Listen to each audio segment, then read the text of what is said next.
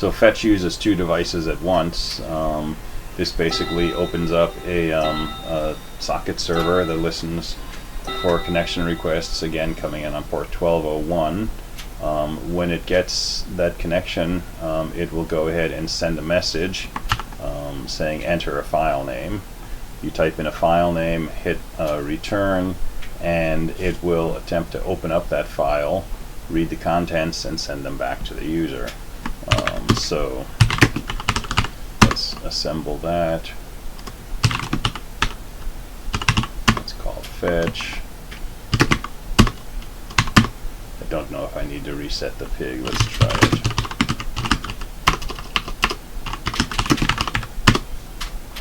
That seemed to work, so it says enter a file name, and I can say haha. It says can't find the file. I can say fetch.mac, and it retrieves the source code for that file and displays it to me.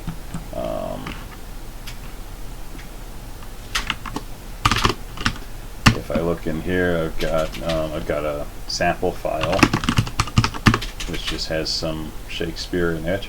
So enter file name, I can say sample, and it will pull that contents and send it to me.